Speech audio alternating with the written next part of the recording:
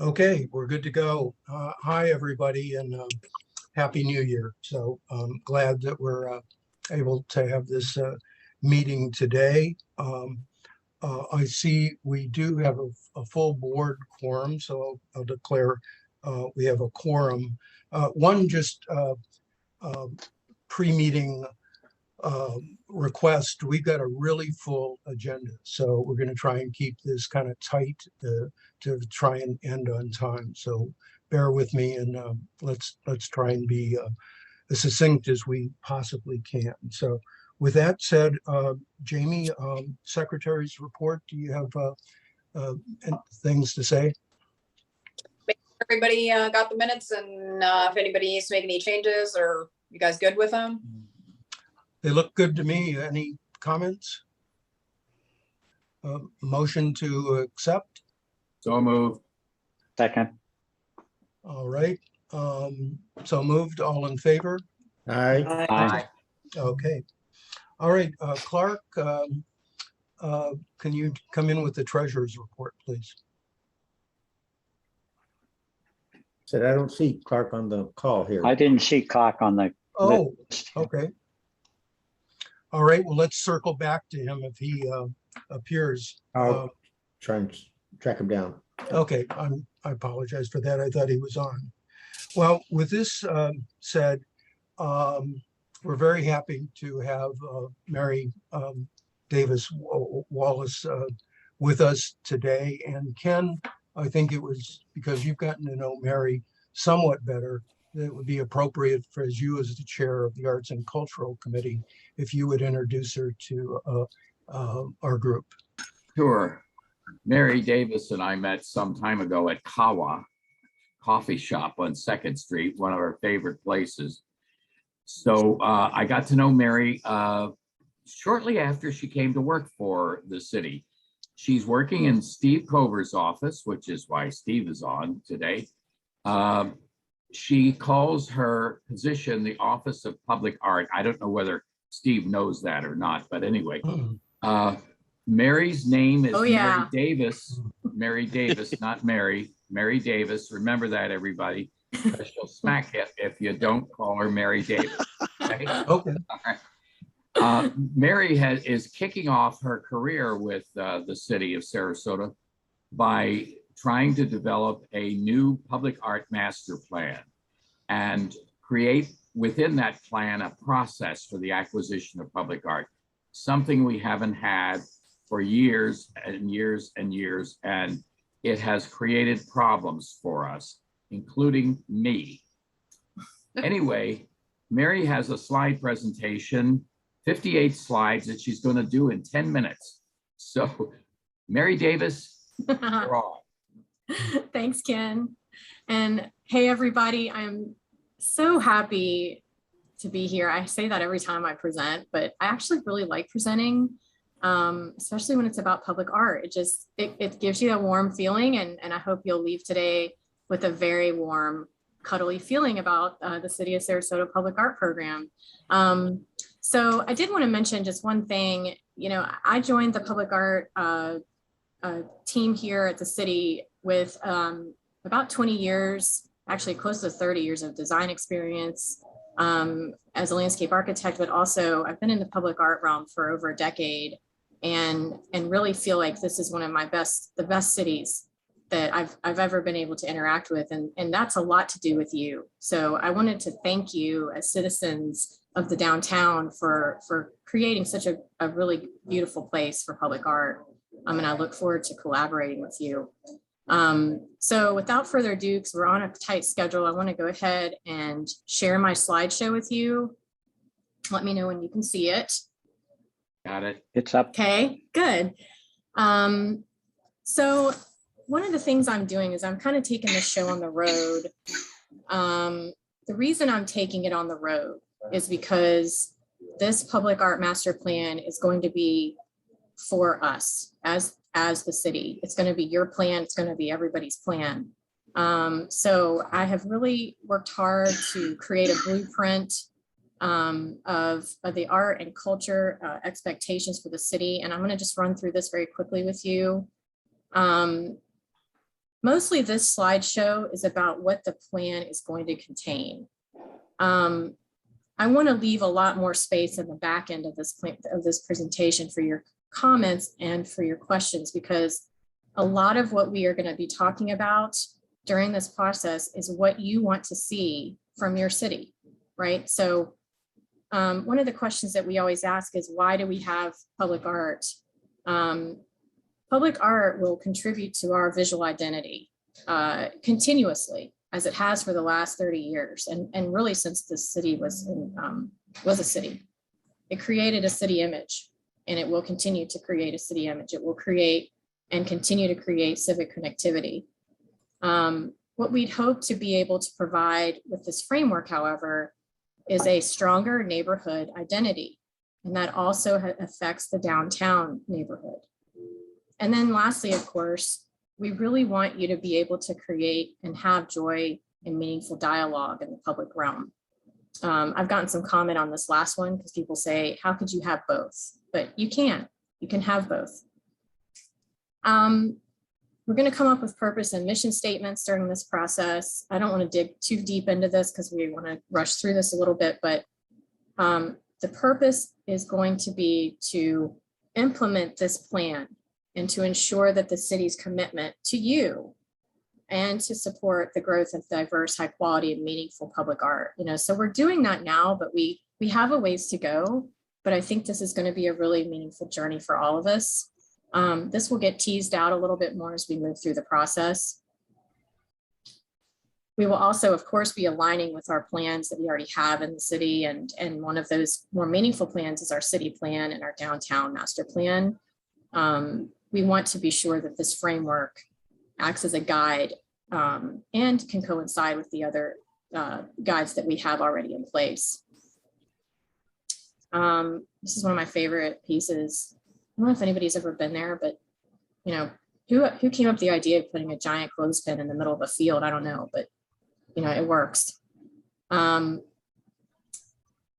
Again, the city of Sarasota envisions an equitable community where integrating public art into city initiatives in neighborhood revitalization efforts and private development is a norm, right? Where we can all feel and experience quality art as part of our daily lives. And I think that's really important because we do that now. And I'm sure all of you have a favorite piece, or maybe you have a piece that you don't like so much, but that causes that conversation that we want to keep working on. And we want this to be part of our daily lives and not just an exception to our life. Some of these goals I'll just kind of glaze over, but I'd like for you to read these in more detail. This slideshow will be available on our website, and I want you to be able to go back and read some of these. But a lot of these goals are going to be things that we can point back to when we're going to commission for art projects, when we're going to speak at other civic groups. We want to be able to talk about our healthy city and talk about our creative neighborhoods and cultural districts goals. So these are really important foundations to this plan. Just some of the other places that in cities and jurisdictions that have master plans, we'd be kind of falling in with Tampa and Volusia County, Boynton Beach. I'm actually helping get Newport Richey started, which I thought was really interesting. They gave me a call the other day and said, we'd really like to get involved with the public art master plan. How do we do it? I thought, well, let me get through this one first and I'll tell you. You probably all know this, but these are the arts facts, and how much the arts and culture sector generates is magnificent in our state. We all really are proud of our public art program in Sarasota and give it a lot of credit for why Sarasota is such a beautiful place to live. They also, people that come to experience the arts, spend a lot of money and boost a lot for our income and our economy. So we really want to keep that going. We want a healthy arts culture here. And there's no better way than to provide that framework for development in the future. I'm going to move forward a little bit. There are some recommendations here that I think you, as members of DSCA are going to understand that are going to be important for public art, but these are just some recommendations for implementation, small to large, right? So we have really small projects like script etchings and paintings on buildings and in concrete sidewalks. That seems like something very small that we can make happen sooner than later. Just walking down the street and coming across a poem is something I would love to see for our city. You know, in other cities, you'd be walking your dog and you see a poem, or you go across a colorful crosswalk. We do have a few of these in our city already. You know, we want to be able to integrate mosaics and tile art into sidewalks and park benches. And also collaboration. We want to be continuing our relationship with Ringling, with our student population, also our aging population. A lot of retirees are interested in getting back into the arts, and we want to be able to provide opportunities for them to do so. Here's a good one, art on the legacy trail. That's something that we really, everybody's kind of getting, you know, excited about, because the legacy trail is here, and we want to be able to provide hopefully some art there. It's probably easier said than done, but we're not going to give up on that.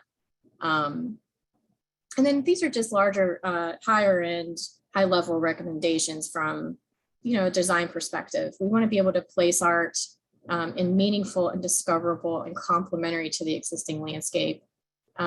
This is important because we want to be able to grow a connected and storied collection. It's super important to our future. We also want to be able to take some risks. You know, who knew that a giant clothespin could look so good next to a building? But, you know, somebody took that risk, and it's become a big part of the story for the city. This is in Philadelphia. I don't know how many of you have been there, but also, this is a big one for me, just as a planner and as a designer. We want to encourage intersectoral collaboration, and that just means investing in these community partnerships, whether it be businesses or nonprofits or other governmental entities that will solidify the cultural future of Sarasota. We're all in this together. So that's what I get really excited about and look forward to. So I'm going to go look very quickly through this, but by the way, this is, I think, now installed at the Tampa International Airport. I can't see everybody, but I hope some of you have seen this, because I cannot wait to see this giant thing. So let me go. We will be talking about fundraising in the plan. We will be talking about fundraising goals, such as creating an independent, maybe an organization to support public art in Sarasota, establishing some initiatives, again, promoting strong cultural community partnerships. I think this is really important to perhaps look into business-led scholarships, seed grants, you know, things like that. Our city should be growing with our artists as well. And then this is just a chapters list. I wanted to share this with you because we will be discussing these in more detail at our public meeting coming up. We do have a public meeting for artists on January the 20th. I would encourage you to attend. We have recently just made that one a Zoom meeting as well, just in light of your discussion earlier. And we'll have our link on our website, but we will be talking in more detail about chapters and what's going to go into the master plan. And then just in terms of timeline, I mean, we're sadly, I'm only at the beginning of this public engagement. This is the little yellow box is me. But, you know, we're going to be working through all of these steps to make sure that this plan isn't just a shallow document. You know, we could put together a 20-page master plan and be done. And I just didn't want to do that, you know, so we're going to be working through this. It's going to take us about a year. And in that process, we're going to be gathering tons of information. And then from here on out, it's just fun. Like, I'm just going to throw some of this out there. At some of my meetings, we have literally gone slide by slide and talked about each one of these, and people just have so many fun questions. But this is just some of the things that are happening around the country, around the world. You know, COVID testing sites that have fun art. You know, what better place? Applications of glass, and don't forget your troll. You know, social justice art. This is one of my favorite pieces. I thought this was really very recognizable piece now is this Fearless Girl. There's illuminated art where you can gather. So I love putting these images out there for people because these are things that we can also do as a city. And we can also strive together downtown, especially to create an experience for people. Our duck is our favorite. We love this duck. If any of you want to vote for the duck, just let me know. We will put out a ballot for the duck. But again, these are things that we can do sooner than later, and really need your support in order to be able to bring some of these things to the downtown. Now, having said that, this is a citywide program now. So we're actually going to be promoting public art installations citywide. And sometimes that's a little more challenging, right? Because you don't have the urban experience or the walkable experience. So we'll be talking with neighborhoods and figuring out how we can bring this to them as well. And that's pretty much it. That's the end of our cultural plan presentation. Here are some of the dates and times for our coming meetings. Again, this January 20th meeting is now online. So if you plan to come, please check our website and we will have posted that link for you. But we also have 2 other meetings coming up and look forward to seeing you. And that concludes my presentation. Mary, you did great. Thanks. You rolled right through that. David, it's Mary Davis. Mary Davis. Okay. Mary It's okay. Davis. You did great. Thanks. I'm going to stop sharing. Yeah. Here we go. Now, may we open it up to any questions or comments from our board members? Kathy. Yeah, first of all, I'm very impressed and I'm so happy to see that this is going citywide, that it's going to be, I think that's it's time. And, there are a lot of places that are deserving of art. One of my concerns I have is actually on slide 9, number 4. You have something in there, the requirement of developers. And I'm a little leery of that and wonder what the incentives are going to be for developers. I think with the growth in the downtown, condos coming up in the downtown, developers come and go so quickly, relatively speaking, and leave behind artwork that becomes the burden of the city or the condo owners.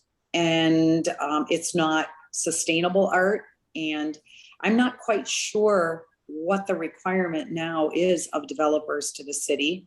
I think that it was, a set amount at one time, and then that has gone up.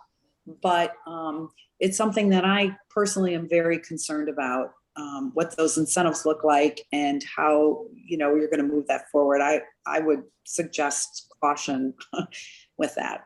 Yeah, thank you. I am also suggesting caution just from a planning and public arts perspective, but let me answer a couple of these questions.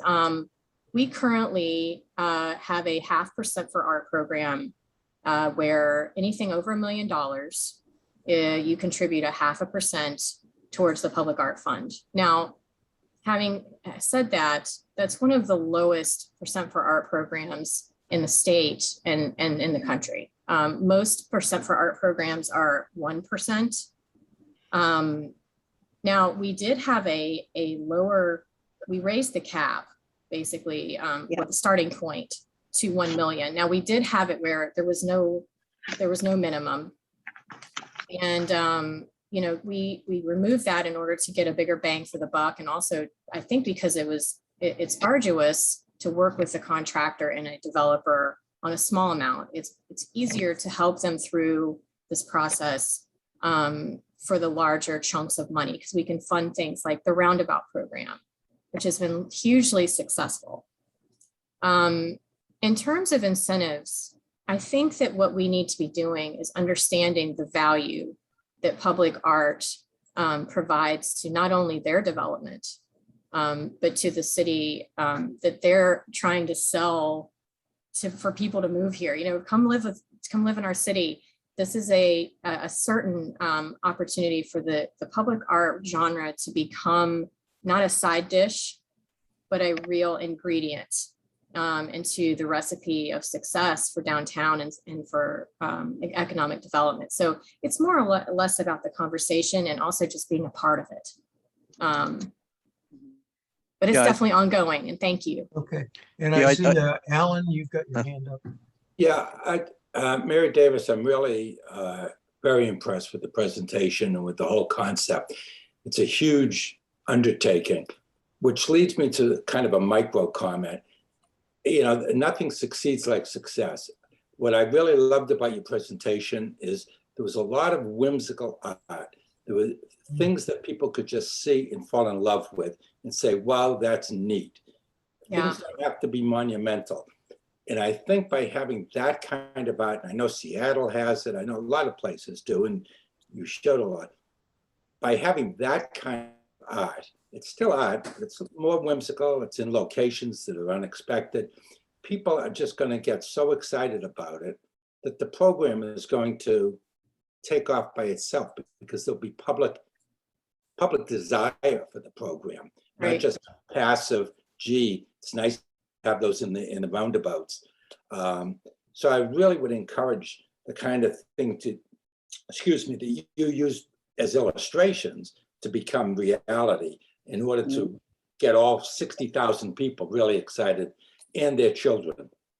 Yeah, not only their children, but it's also about the desire to be near the art, you know, to interact. Let's go have an ice cream downtown. Let's go walk around the giant duck. I don't think that's going to happen, but maybe. But yeah, I think your points are great, Mr. Friedman. Thank you.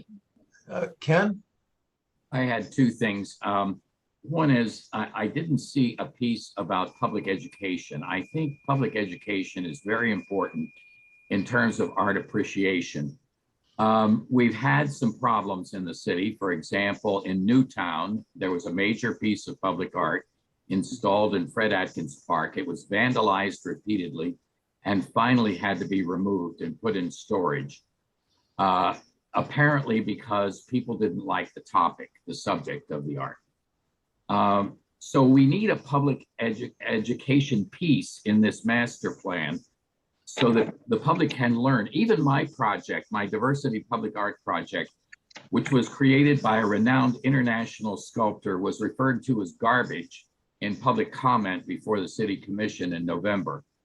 So I think it's really important that people understand that maybe what they don't care for is not bad stuff, that it's somebody else's cup of tea. So we need to learn that tolerance for it. But the other thing, Mary Davis, I had was, I was talking to Vicki Randall yesterday, who, for those of you who don't know, is a professor of sculpture at Ringling College of Art and Design.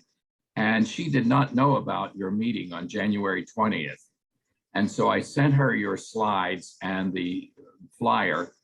And I was wondering what you've been doing about getting the academic art community involved. Great comment and question. So I would like to weigh in, and please somebody keep me on time because I can't see any clocks. Education is super important. I'm so glad you brought that up, Ken. I feel like we need to elevate the city's understanding of public art and understanding of art that they don't like. Stylistic differences in art does not mean that art is bad and that they should object to it. I feel like we need to have a culture or create a culture of acceptance for art in all forms. Now, it has to be quality, right? There are the homegrown artists that put their things around town or that are always going to be contributing to our city culture here. But we also have international artists coming with new ideas. So yes, I'm with you on stressing that education. I think we should be having lecture series. We need to be collaborating with the academic community in the city. And I hope to continue to have that conversation with them. I think all of us are very busy, but once this thing gets some momentum, I believe that we're going to all find some time to make that happen. Those are great points, Ken. Thank you. Thank you, Mary Davis. Let's just take one more if we may to stay on our schedule. Is there anybody else? Any board member questions? Okay, we've got Jim Lamble, you're on mute. Mary Davis, you've no doubt done an inventory of all the art spread out. So what is the number of public art, number one? Number two is, do you have a favorite piece that can compare to anything that you just showed us? So we have almost 100 pieces in our collection now. I was astounded at that number. We have a really nice map now that we've put together. I would encourage you to get on our website and have some fun and look at all of our pieces together on one place. You can click on the map, you can share it with your friends and family that are visiting. And thanks for putting me on the spot on that favorite piece. You know, I happen to like one that I snuck into the slideshow, and it's called Sprite. And it was I don't want to go back to it, but Sprite is a very whimsical, quiet piece. And Mr. Friedman, I thought your point about having things, you know, discovering art. It's really important that we discover art. We don't just come across a giant piece of art every day and think that's all we're going to have in our collection. We want to find and experience these quiet, whimsical pieces. So I hope we'll have more pieces like Sprite and some that are in our slideshow, but it's really hard to have a favorite after a while. You get to a point where you have relationships with all pieces. And so I look forward to where is Sprite? Where is Sprite? Sprite is near the Van Wezel. It's over in that area. And if you look him up, I don't think he's as big as it looks either. It's a very small incidental piece, but it's. Right. I didn't put you on the spot asking you the worst piece. Okay. Thanks for not doing that. Good.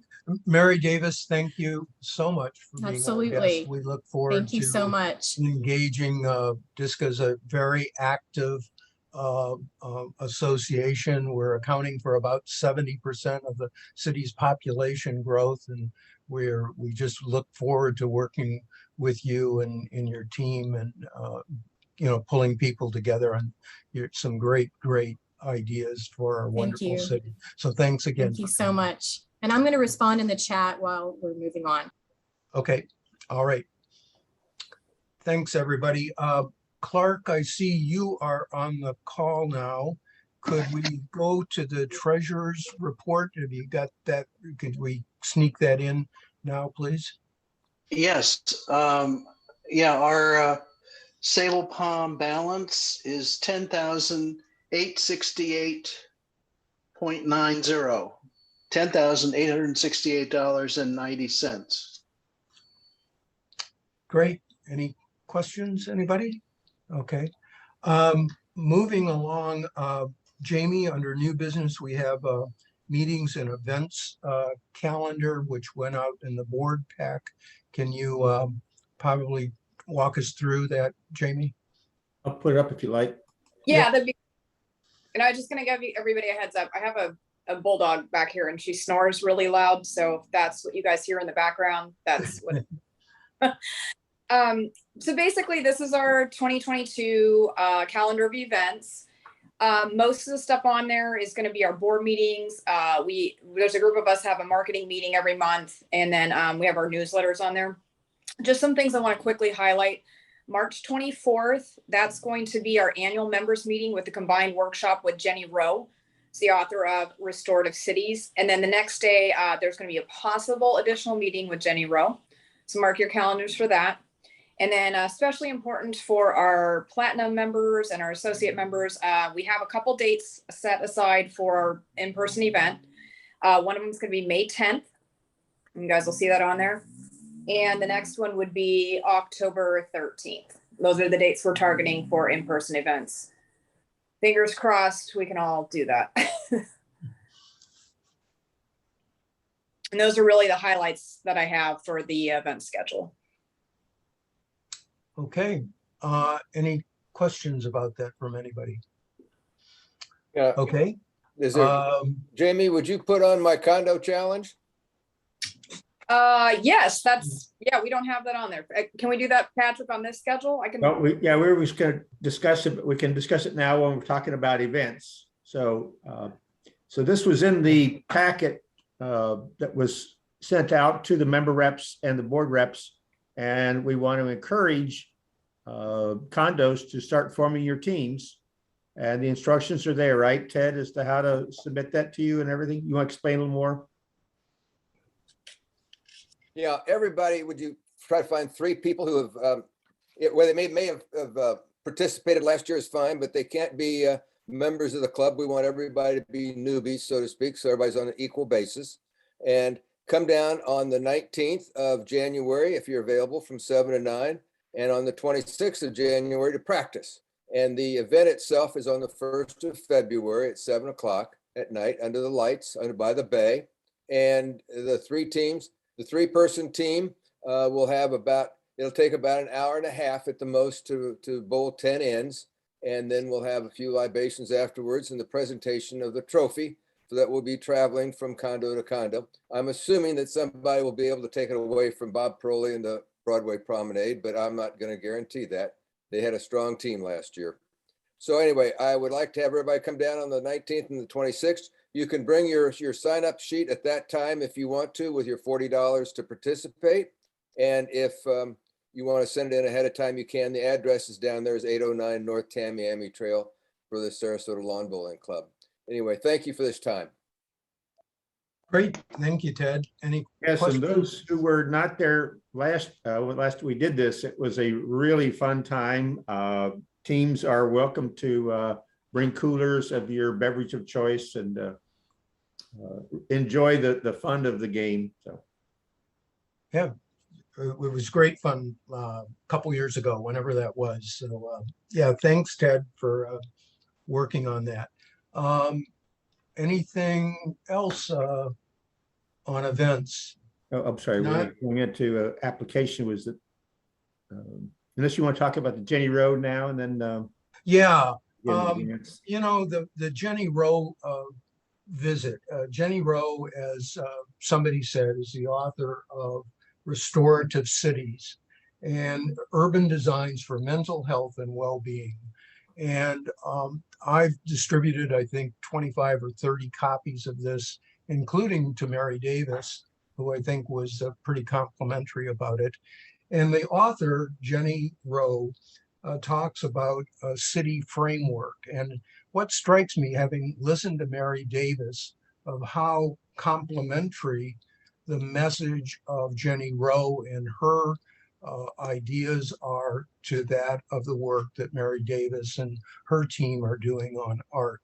So we're really happy that we've been able to lock in Jenny for that visit for a couple days, the first day at our annual meeting, and then to be determined additional meetings or groups the next day. So we're really excited about this, and we'll be sharing more information as ideas percolate, and we put some meat on the bones as far as the objectives for her visit and various topics around that.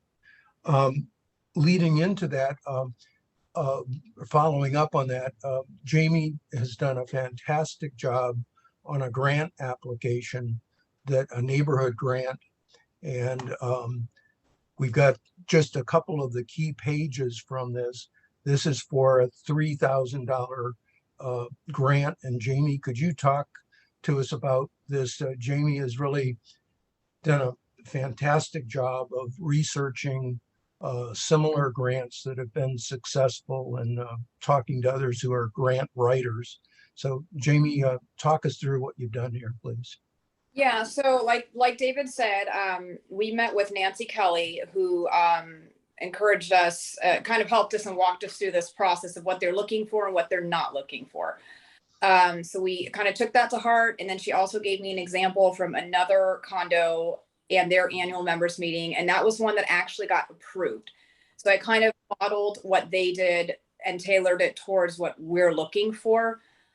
One of the biggest things that the person I talked to that writes is a nonprofit organization that writes a lot of grants, and she gets a lot of the vast majority of her grants get approved.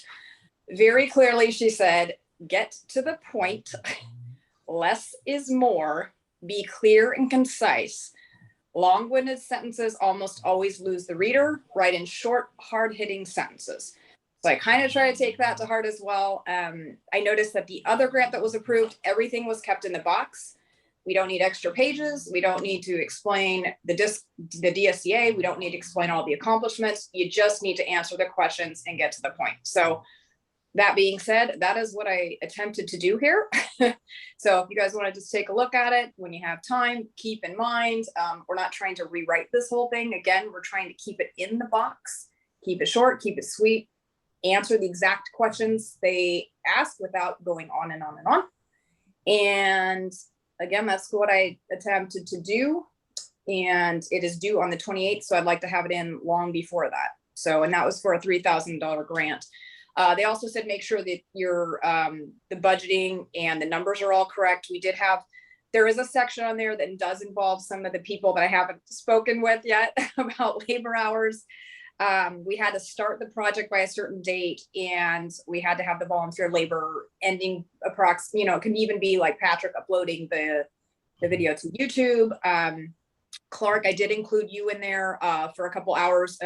You'll have to process the payments and things like that. So I would like you to, take a look and see what I only gave you a couple hours. Bob often works check-in with me, so I put a little bit of time for Bob on there as well. So your name is on this. Make sure you take a look at it. I just kind of try to guesstimate hours. And then we did have run into one minor issue, and that's what you'll see, the volunteer labor at $14.50, and then the other at $50. The room that we're renting from the Senior Friendship Center is 1050.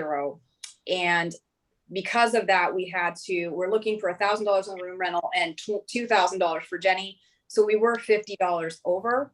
So as David already looked at this, I put his name as the $50 contributor. I'm happy to do it as well. But that's why you'll see there's a slight, I wanted to keep it at $1,500 for volunteer labor and not have to use that, but we'd have to go back to the Senior Friendship Center and ask them to take $50 off. Might be just easier to do it this way. And that's kind of what Nancy told us too. Okay. So I think where we're at this is I've shared with Peter and Patrick the full grant request, because I think you folks have possibly the most experience on, and if you would take a look at this, if anybody else wants to weigh in, but our hope is that we don't need to tinker with this hardly at all. And I think it's pretty good. And it's my sense is we almost got a wink from Nancy if we did something like this, that it was a really high probability of being approved. So are there any comments on this or suggestions? Do we want to, what do we want to do, Jamie? Make a motion to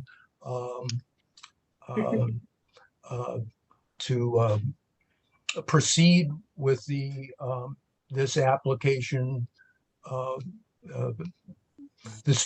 approve this draft application to be refined in the next couple of weeks? Is that, Peter, can you help with from a parliamentarian standpoint, what you'd suggest what kind of motion we make? David, this is Peter. I took a quick look at this grant. You sent it out, I don't know whether it was last night or this morning or sometime, but I had a chance to review it. And Jamie, I got to tell you, it's really, really well done. It's concise, it's clear, it makes its point, and I think it's a very fundable piece of work as it is stated. And I would make a motion that the board accept the submission of this draft for further review and acceptance to be submitted to the city before the due date of January 28th, I think. Second. Okay, is all in favor? We can't see one another, but can we adopt by consensus here on this? Is that acceptable? Yes. Yes.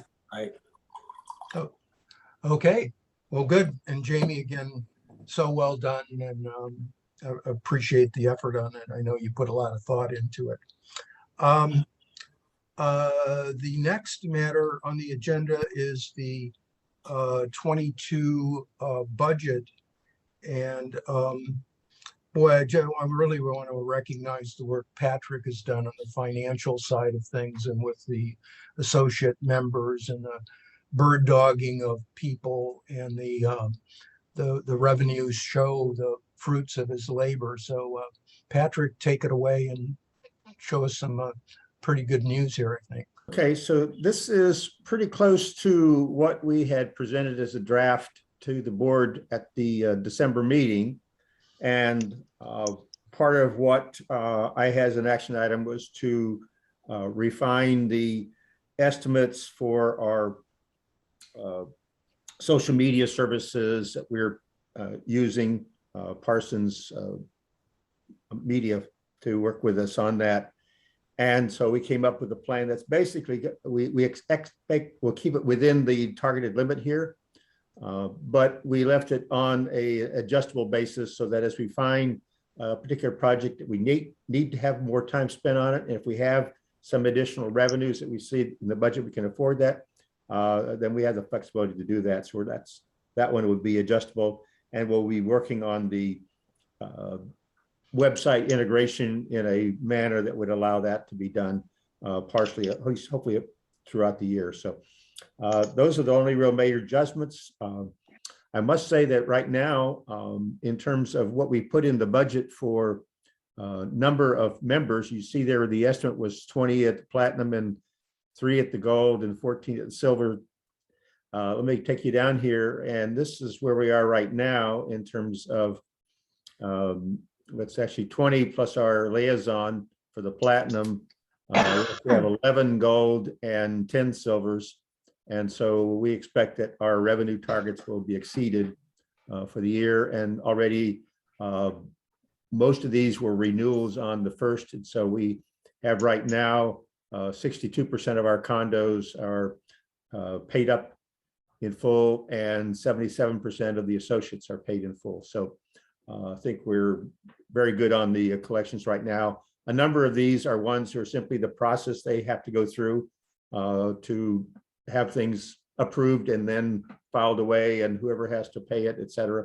We're just working with them on that. So I expect the large majority of these will all be paid here before the end of January. So with that being said, I would make a motion that the budget for 2022 as presented here be adopted by the DSCA board. Second. Any discussion?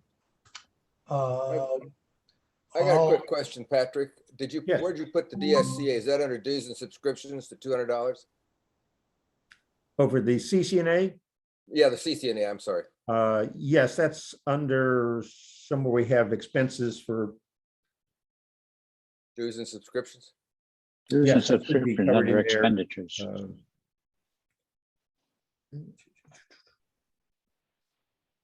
Yeah, the dues and subscriptions, right. That $200 will cover and all the other ones we have? That's something we have to take a quick look at. So Okay. what is, you said the CCNA is going to 40 though, right? I think they're going to, it's not terribly great. Okay, so yeah, that plus what we're talking about with DSA was the other one. I think we're covered there. Yeah, so 200 will cover CCNA, it. yes, we should be able to cover that. So, and again, it's a small differential here for us. So yes, Yep. thank you, Dave. Okay, so we had a motion on the floor, all in favor, and again, we can't see one another, so is any objections to the approval of the budget? Hearing none. Could I just ask a question? We're talking, we'll talk again a little bit later about securing SurveyMonkey in order to do a number of surveys that we're going to be doing this year. And I think that the annual expense for that, I think it was about $150, if I'm not mistaken. Is there a place or room in this budget for that expense? It would have to come out under our website development projects at 1,500, but a lot of that was for integration. One of the things I would ask maybe Alan we could do is you and I get together with our marketing support admin that handles the wild apricot. It has survey functions in there. And I think comparison, let's do some offsite to look at that. And then if we need to do the license for the separate one, we can come back with that recommendation. Okay, yeah, I have no problem with that. I just wanted to make sure if we go to SurveyMonkey that because we're discussing the budget now, that there's a place for it within the budget. And one of the key things is with the money spent in this areas like this is to make sure that we're doing this in a very integrated fashion so that it's an enhancement to the services to the members and increases the member engagement, both for our regular condo members and for our associate members. So. Okay, so we had a motion and hearing no objections, we're unanimously approving the budget. And is that okay with everybody? Yes. Oh, Yes. okay. Then Share here. let's see, we've covered the lawn bowling challenge. City update. Kathy, do you have some things for us? Yeah, just a few things. A lot of this is going to be covered under different items that are already listed, but a couple of things that affect the downtown specifically. The Fresh Fridays has come up at both the DID meeting and the City Commission, and looking to tailor the hours a little bit more to make it more merchant friendly. They've decided to incorporate what's called the sip and shop, which favors more of the merchants rather than the restaurants. So that's something, it's evolving. The other thing that I wanted to bring up, I don't know if Jim Lample is still on, but he did speak at City Commission. It was talked at great length about the DID regarding the sidewalks and the cleaning thereof, and hoping that that is going to be addressed more frequently in the downtown. I have some ideas on that we can talk. I talked to David Lough about that separately. But the other thing would be the sit and lie ordinance that is supposed to be coming up. But the big thing is Thorpe Park is back on the agenda on January the 18th, but I think we're going to address that under the green space. As well as I think, David, you're going to cover some of the things that's going on in the Rosemary district. I know they had a speaker at the City Commission meeting regarding that. So that's it. Okay. And then as far as a president's report, I actually think that remarks I would be making would be covered by Roger. I can embroider on the transportation thing or otherwise. So I just won't make any particularly separate remarks here. I do note that one thing at the DID meeting yesterday is apparently an expansion of the DID border is going to be ongoing. So there's a meeting apparently between Bob Fournier, Steve Cover, and John Moran to discuss that. I have no further details than that, but it is some discussions on that. So with that said, let's move to the committee status reports. Ken, Arts and Cultural, do you have any? Okay, I'll try to make it quick. We had a meeting just before Christmas. Our principal project at this point is to develop comments that the DSCA can provide to Mary Davis at her March meeting for residents of downtown on the public art master plan. And the comments will revolve around the role that various levels of city government play in the art acquisition process. We also talked a little bit about the Legacy Trail public art effort. I had met with the president of the Friends of the Legacy Trail as well as the chair of their art committee. And we have some suggestions that we're going to be making to them as well about public art on the Legacy Trail. So that's it for now. Oh, okay, thank you. And Jamie, anything further on associate events committee work, or did you do it all when a little earlier? Yeah, it was covered in the other two items. So okay, Patrick, Green Space.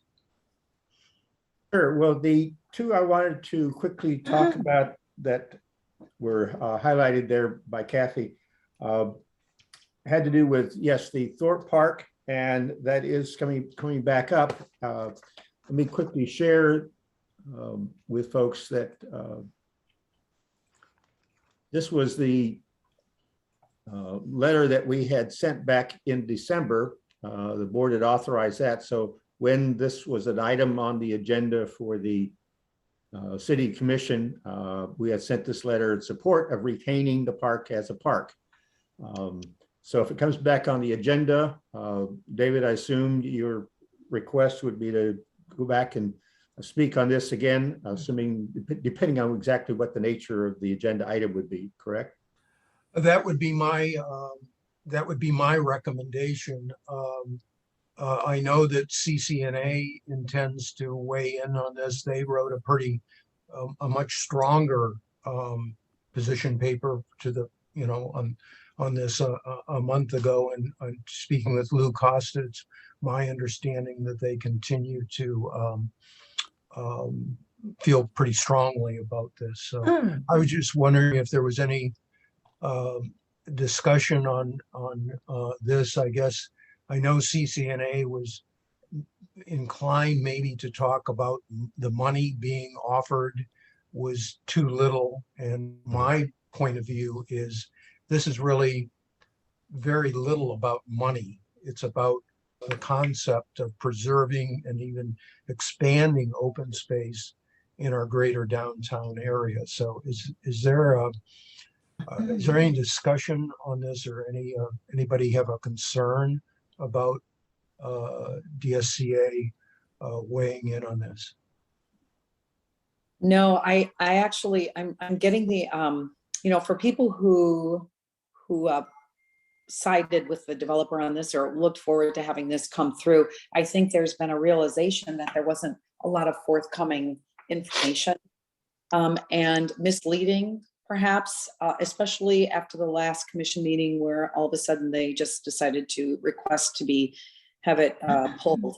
So I think at this time, it probably would be good for us to restate our position actually on this. But I do agree with you, David. This has got more to do with the park space than it has to do with any money that's being talked about.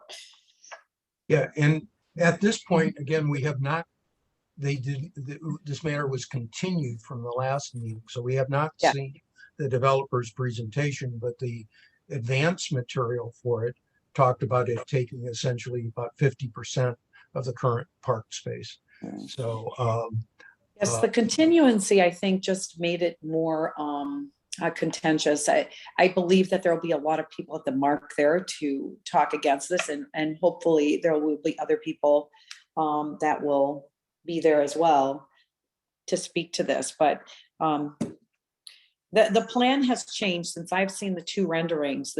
On two separate occasions, I've seen two separate renderings, and they've changed. So I've not seen what he's finally proposing, and I don't even know if that's changed since the last time that he was going to present the last commission meeting. So I don't know. We don't know what we don't know. okay, so may we have consensus that in principle we are agreeing to continue with our overall position of great concern, and not to support any sale of an existing park. Is there any discussion on this? So may I just say by Patrick? Yeah, I would maybe emphasize 2 points, and whether I haven't really gone back and reread the details, so we need to rewrite it maybe. But on the one hand, yes, it's keeping it as a park because in fact, if we look and compare it with our population numbers, what is in that population that we have identified in the DSCA neighborhood, what is the current park acreage that we have per population, per 10,000? And how does that compare with the city's overall number? And losing that, what does that impact? So that's just one way of looking at it technically from the city standpoint. It's got certain acreage and commitments, and with the increased population, there's got to be even more need for keeping green space in the city's property. And of course, it was mentioned by DSA this morning at the meeting there about the city's investment. I mean, how much, $1 million put into that space, making it the park it is. And then third thing I would say is simply one of the real reasons that became such an issue of trying to activate the park. So I think acknowledging that, yes, we need to activate the park, reduce vagrancies, vagrant issues, and that impact. And so, that to me is the ultimate goal here is let's make the park what it wanted to be, which is part of why they were proposing the restaurant to begin with, is to help activate the park. But we can find ways to activate it without taking away the green space, is my proposal. Okay. Jim, just something real quick as a non-board. Right. Yes, if anyone was attending, they would have noticed that my comment was that Bill Merrill was the attorney for this initiative, which is a private takeover of a government space. He was the same attorney 3 years ago that led the charge for Daiquiri Deck taking over the city land of the Lido Beach Resort, Lido Beach Pavilion. So we're seeing a pattern. So okay, just want Patrick, to point that out. On green space, do you have anything else? Well, the second was also on the January 10th, there'll be a special meeting of the City Commission to discuss all aspects related to the Bobby Jones Golf Course and the management, et cetera, for that. So those who have an interest in that, you take a look at that special notice and we can make that available to our contacts here. Okay. That has to do with the conservation easements as well as hopefully the golf course construction and so forth. Okay, Ted, make it quick, please.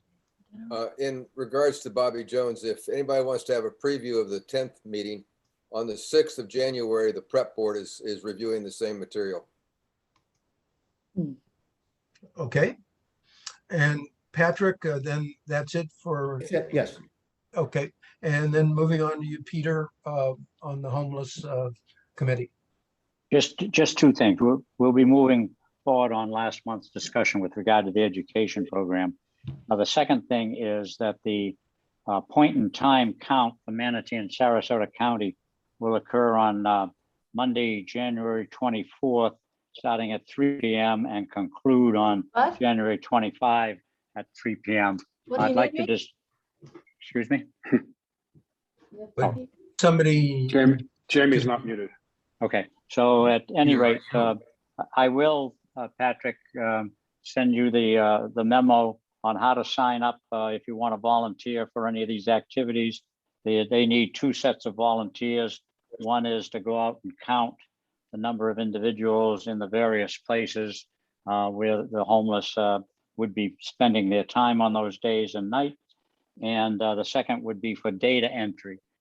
Data entry takes effect after the count, and there are mandatory training sessions if you're going to volunteer to actually go out and count the number of people in these homeless situations.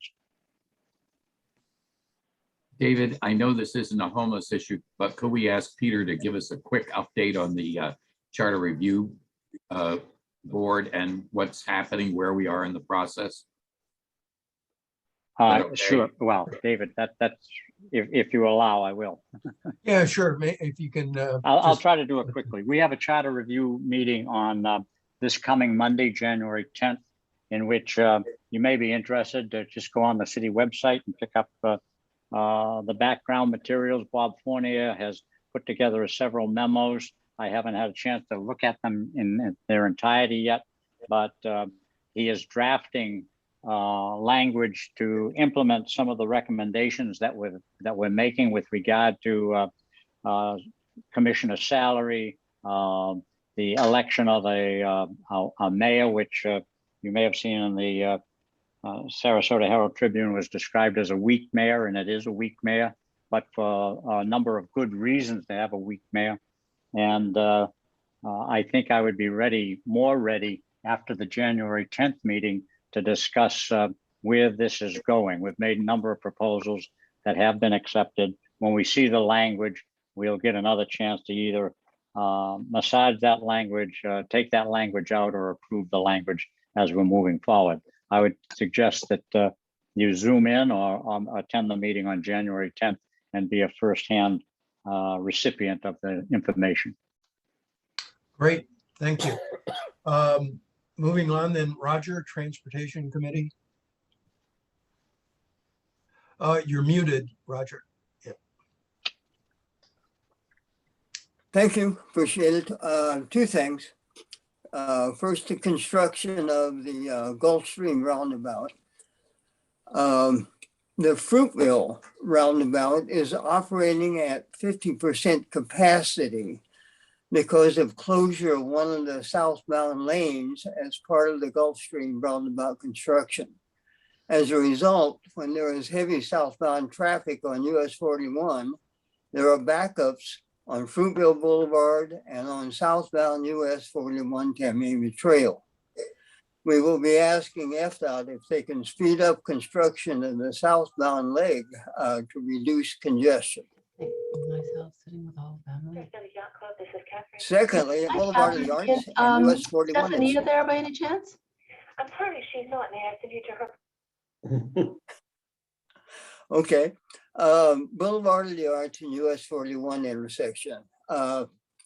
The Bay, of course, is destined to be a major pedestrian generator, attracting pedestrians from downtown, the Rose District, condominiums, apartments, and hotels. Pedestrian access to the Bay from downtown and the Rosemary District is at 3 places. By crossing US 41 at Fruit Roundabout, at Boulevard of the Arts intersection, and at the 10th Street Roundabout. Since the construction of a roundabout at Boulevard of the Arts is no longer feasible due to right-of-way constraints, then a redesign of the intersection is being proposed to enhance pedestrian access and safety to and from the Bay and the Bayfront and make the intersection safer for vehicles. The City Planning Department, in conjunction with FDOT, has a series of proposals for dealing with vehicle and pedestrian safety and access to the Bay. We have new information on the proposals for intersection design, including better signal operations and reduced crash points for vehicle to vehicle and vehicle to pedestrians. This information will be distributed to DSCA board members. In late January or February, the city will conduct a public survey and a stakeholder meeting. If you have questions or concerns, I suggest you attend the stakeholder meeting. The Transportation Committee will be meeting later this month to review the new information. And that concludes my report.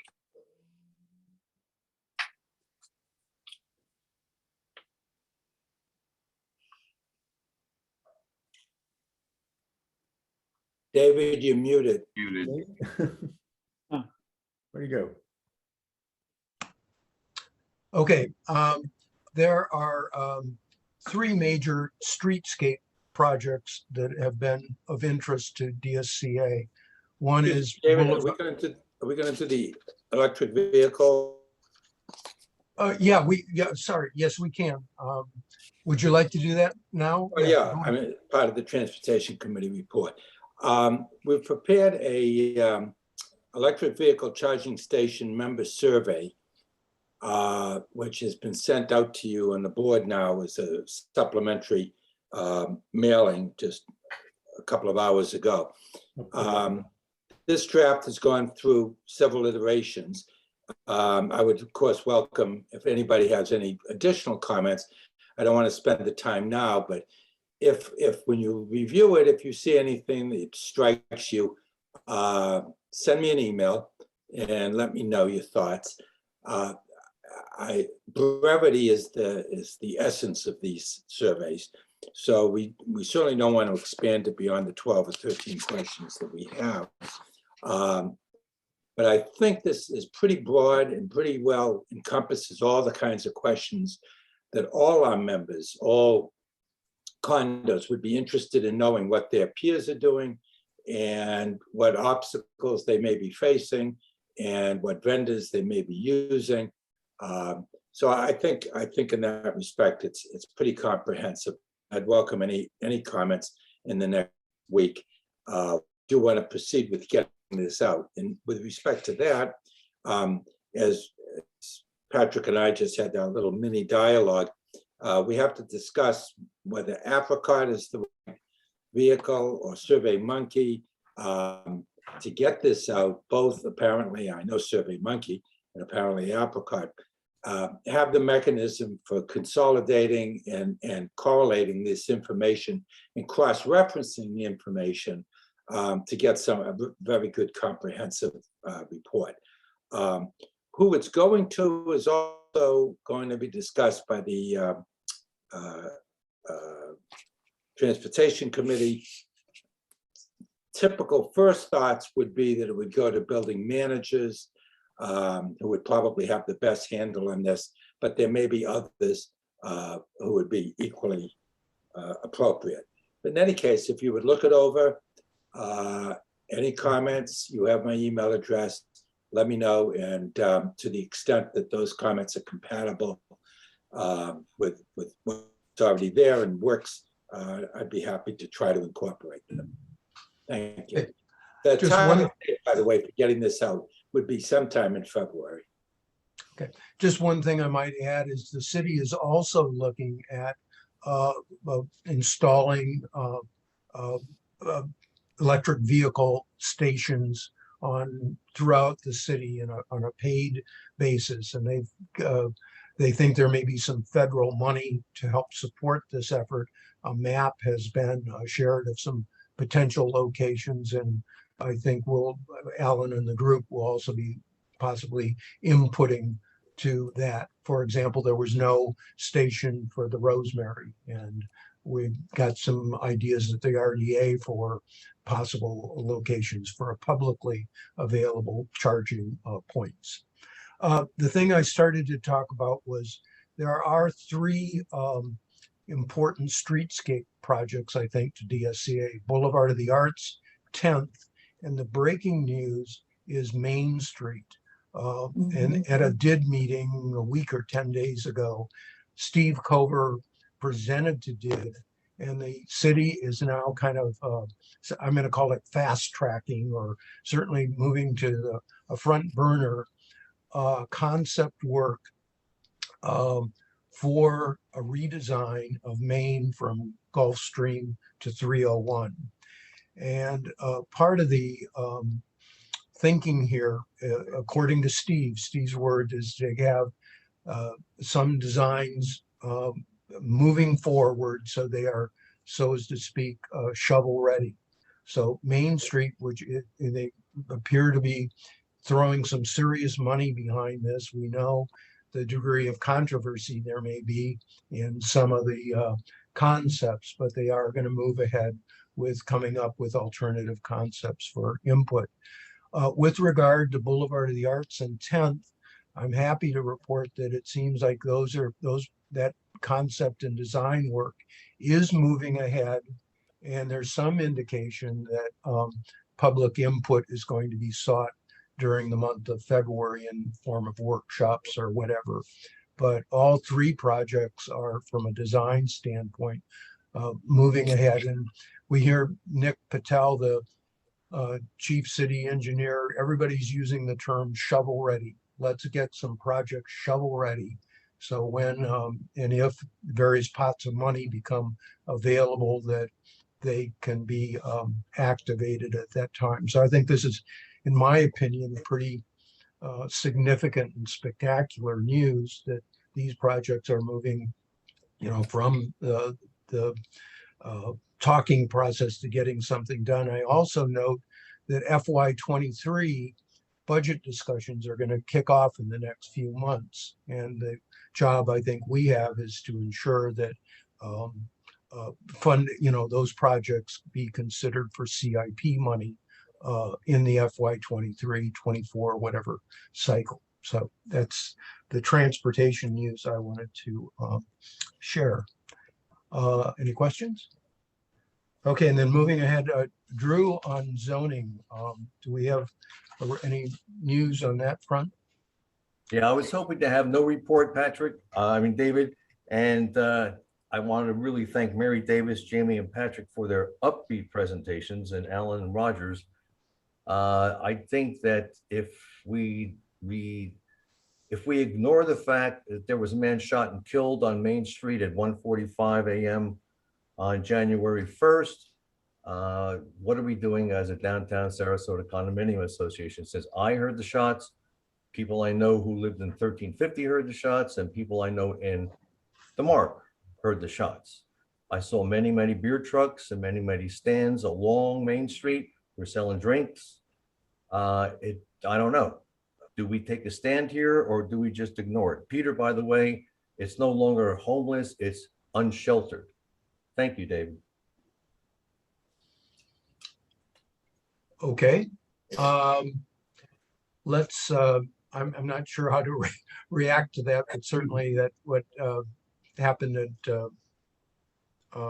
was unfortunate to say the least.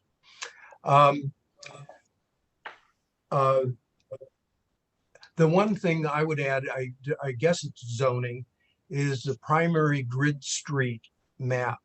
It will go to the planning board in the next week, and I think I circulated to everybody the changes that are being proposed to the primary grid street. My personal opinion, we can talk about the transportation committee, is those changes are all positive, including designating Route 41 between Boulevard of the Arts and Fruitville as a primary grid street, with the implications it has on pedestrian friendliness, shall we say. So that's moving to the planning board, then would come to the city commission, and if adopted, becomes effective immediately. It does not have to go to Tallahassee. So I think I regard this as a pretty positive occurrence, and hats off to the planning department for moving this forward.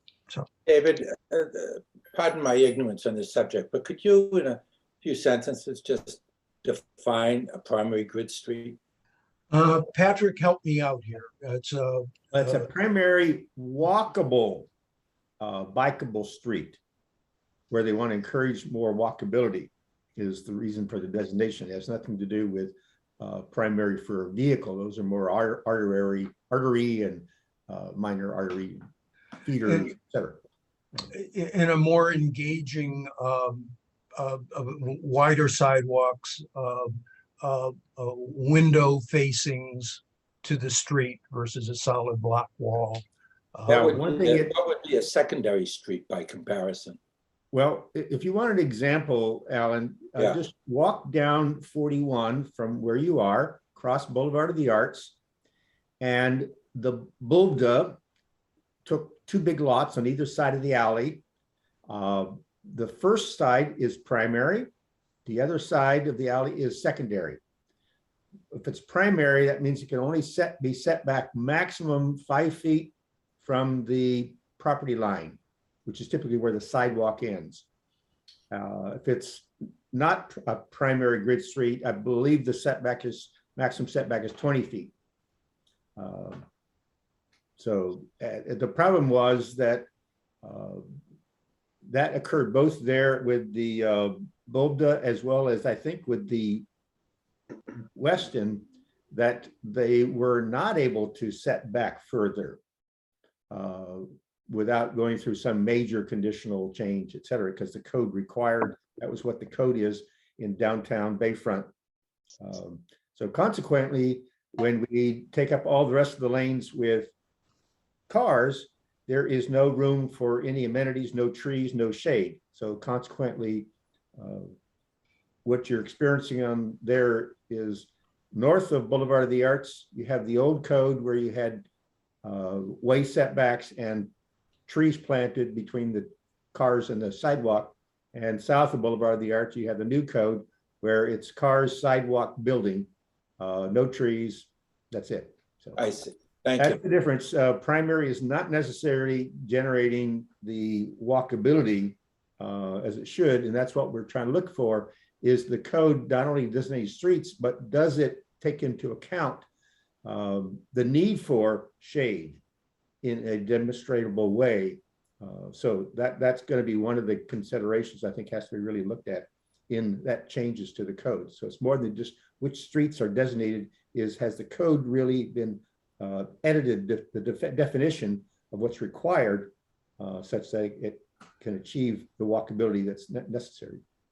You know, I'm going to take an assignment on to pull together a definition of primary grid street, what it means, and also complete street, because that term is used with regard to some of our streetscape projects too. So let me try and pull together a, Wikipedia, Cliff's Notes, little paragraph on each of those and circulate it to everybody. David, I think you're going to find that Sarasota, the city plan has a, underneath their city, they've got a definition, because I think it's different depending on where you are. Every city has their own definition of what that means. So Sarasota has its own under their city plan. So I don't know, that might be something that you might want to take a look at.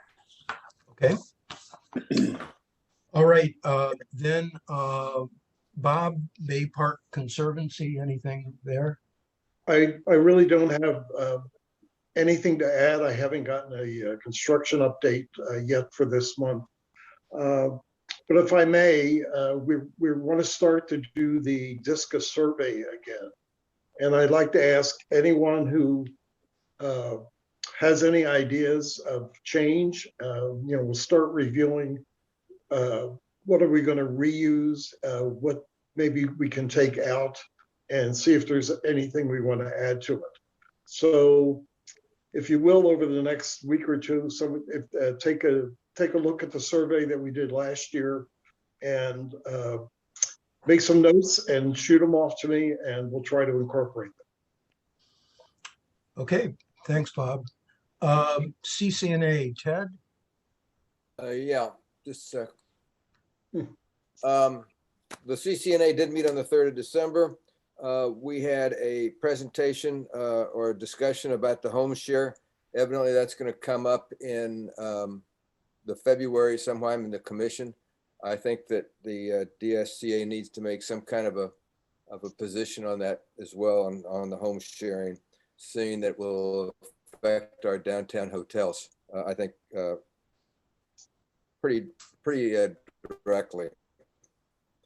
Second thing, they had another presentation on Rank My Vote by a couple of people that was very interesting on basically rank share voting.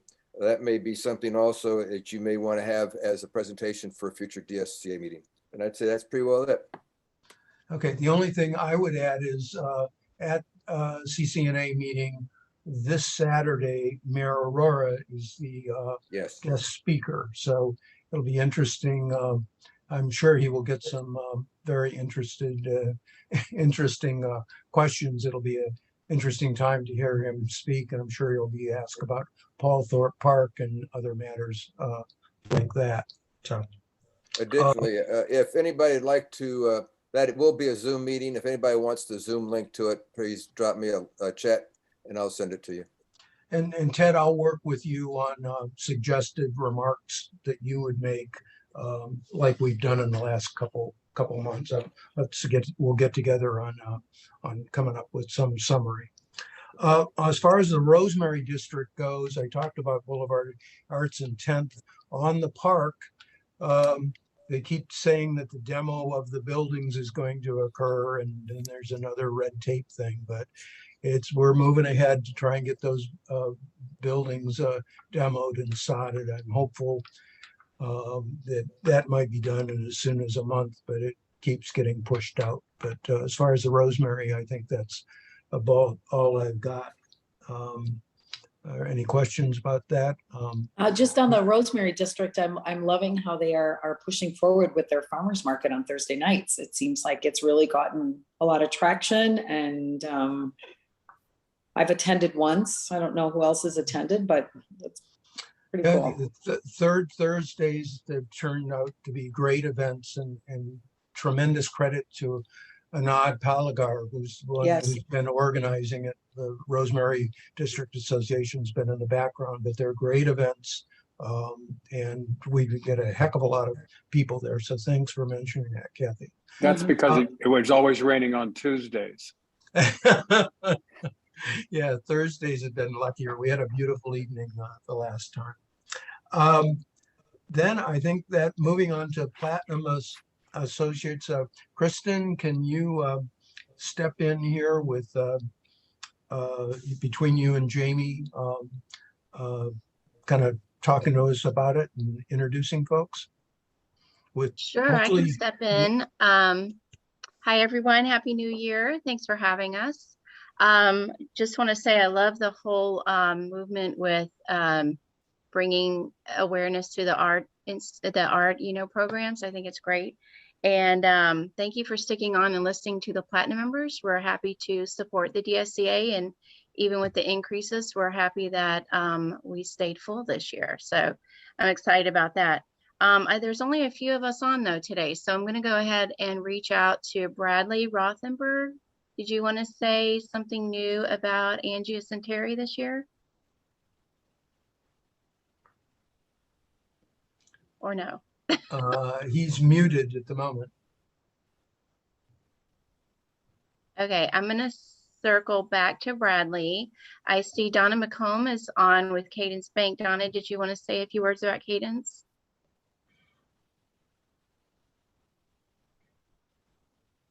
He's muted. Okay. Can you hear me now? Yes. Okay, good. I have two different headsets going, so I'm like, which one am I on? Again, Happy New Year, everybody, and thank you for having us here today during the meeting. There's lots of different things going on, and we're excited, like you, about the arts program. So again, as you know, Cadence Bank is here around the corner. We offer all kinds of services, but as one of our specialties, as we've mentioned in the past, is we provide all kinds of loan services for the associations for any kind of thing as to capital improvements, emergency line of credits, insurance premium financing, just about anything that you might need, other than we don't handle your operating budget, that's yours. But call us at any time. We would love to help you with any financial needs you have. Perfect. Thanks, Donna. Thank you. Thanks. And I see Deanna Sada is on with, or Bradley, are you available now? Yes. Was I called on before? Yeah. Platinum member Angie Centeri, you're like #1 alphabetically. So have anything you'd like to add, something new about Angie Centeri this year? We're planning a great year. We've scheduled some seminars to give back and teach community association managers and boards more about construction defect and other courses we're putting together. We continue to focus all of our work on construction defect. So we're planning a good year of collecting on behalf of associations from shoddy developers and general contractors. Okay, on that note, thank you, Bradley. We also have a gold member, Deanna Sada with Berg Simpson. Hi, everybody. Happy New Year. I'm unhappy to report that I started this year with a terrible case of COVID, so I'm at home. My mother says that, if you start the year at the bottom, there's only going up from here. So I'm very excited about that. So bear with me with my voice, but we are very honored to be members of the DSCA. We're relatively new. I've enjoyed every single meeting so far. We too are excited for what we can do for the community. As I mentioned last time, I do believe that the development is incredibly important for every community. That's what we are all here meeting for, but it needs to be good development, proper development, and no cutting corners. So that's kind of what our firm does. We also handle construction defects exclusively. So thank you again, and Happy New Year. Thanks, Deanna, and please get to feeling better very soon. I also missed Christmas, but I didn't have COVID, but I just wanted to make sure, because I waited in line for 2 hours and I couldn't get my test in time. So I wanted to make sure I didn't infect anyone in case I did have it, but feel better. Thank you for your support. I'm the only one left, so I'm just going to go ahead and breeze through what's new with Cora Marketing. If you don't know me, I'm Kristen Forey. I'm the liaison to the DSCA and the associate members. But I also have a marketing company where I represent a portfolio of clients. 4 of those are platinum members here at the DSCA. So CBiz Insurance, Forge Engineering, Professional Plumbing, and Right Way Emergency Services. Norton Hammersley is another client of mine. They're a silver member. And I also represent Rooficide West, an EPA approved algae roof treatment. I have a new client this year. So what's new with me is I have a new client, GCBS.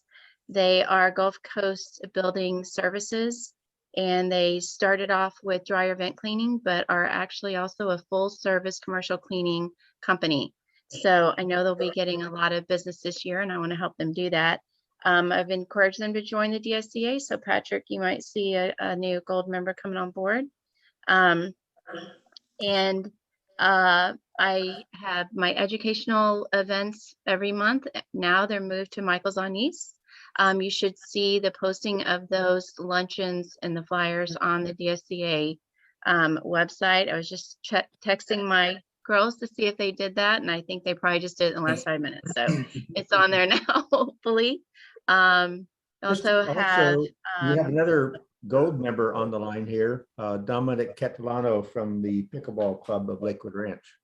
Okay, Dominic, let me segue over to you in just a second. What's new with the platinum members that I represent, CBiz is holding their monthly educational luncheons at the Sarasota Yacht Club on the first Fridays. This month though, it will be on the 14th. So if you want to get your insurance update and attend the lunch, let me know. Forge Engineering is now officially known as Soka Tech. So they will be having a lot of engineering services available to you. And there's a lot of bills pending in legislation, as our attorneys present know, that involved engineering and reserve studies. So we'll be looking forward to report that back to you. Another thing pending in legislation, one of the 13 items that will be included in possibly required building inspections is a plumbing inspection. So Professional Plumbing is one of our platinum members, and they can do that for you. They also do kitchen and bathroom models. And the new thing with Right Way Emergency Services, as a board member of the Longboat Key Chamber, they funded a professional center right next to the chamber office. There's a big cocktail reception and open house to reveal that on the 27th of this month. So I hope you guys can join us for that. And that's it for core and my clients. Dominic, tell us a little bit about pickleball. Well, thank you, Kristen. Thank you, guys. We're really proud to be a member now with you guys as a gold member. We are, as Patrick said, with the Pickleball Club of Sarasota. We're building a 12 indoor court pickleball facility that will have a full men's and women's locker room with shower, cafe, pro shop, second level mezzanine area. We'll have cameras on every court for recording, anything like that. We're going to have plenty of social events and all things like that. As you said, I'm Dominic. I'm the general manager of the club. Brian and Valerie McCarthy are the CEO and COO. They are Sarasota natives as well as I am. But we're very excited to get going. We had our groundbreaking already, and looking to be up and running by the end of August, beginning of September. So we're right over off of Fruitville and Sarasota Center Boulevard in the industrial district over there. That'll be our first location. And then we have plans to build 5 other locations as well within the next 2 to 3 years throughout Florida. So thank you guys for allowing me to say my 2 cents. I appreciate it. Sounds like fun. Thank you so much. And thanks for your support. Did I miss anybody else? Any gold or platinum members? Okay. No, thanks, Kristen. Thank you, David. And now we've got just a couple minutes left. Are there any comments from member representatives that would like to make a comment or ask a question? Alan?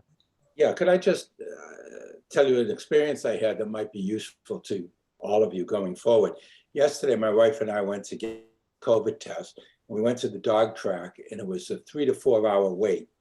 So we immediately didn't do it. And we went to the Robert Taylor Community Center in Newtown, and that was a half hour.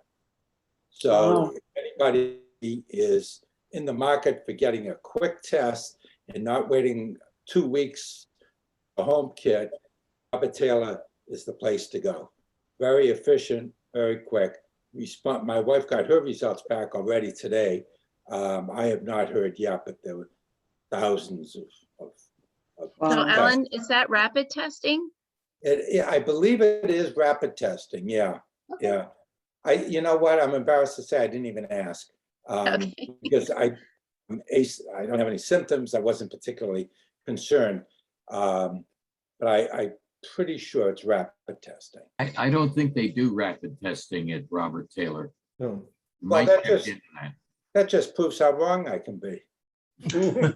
They don't do rapid testing at Robert Taylor, it is the PCR. Well, that's even better. Exactly. Right.